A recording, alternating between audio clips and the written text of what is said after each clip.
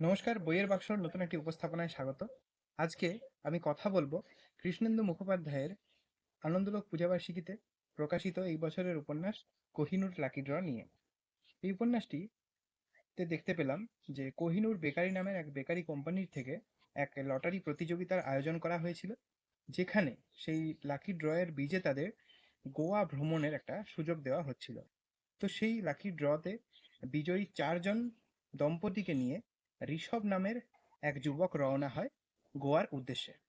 তো এই 4 জন দম্পতি এবং ঋষভ গোয়া পৌঁছায়, সেখানকার নানা দর্শনীয় স্থান ভ্রমণ করে, খাবার দাবার খায়, আনন্দ ফুর্তি করে। এবং আস্তে আস্তে যেটা দেখতে পাওয়া যায় উপন্যাসে, যে এই দম্পতিগুলির মধ্যে একটা পারিবারিক মেলবন্ধন রচিত হয়। এবং আস্তে আস্তে তারা একে অপরের জীবনের নানা ইভেন্টস, নানা গল্প শেয়ার করে। এবং শেষ অবধি উপন্যাসটা একটা খুবই সুখপাঠ্য উপন্যাস, পড়ার অনুভূতি দেয় এবং মন ভালো করে দেয়। একটা ফিল গুড ব্যাপার রয়েছে এই উপন্যাসটায়। আমার পড়ে খুব ভালো লেগেছে। আপনি যদি এই ধরনের উপন্যাস পড়তে ভালোবাসেন তাহলে অবশ্যই একবার পড়ে দেখতে পারেন।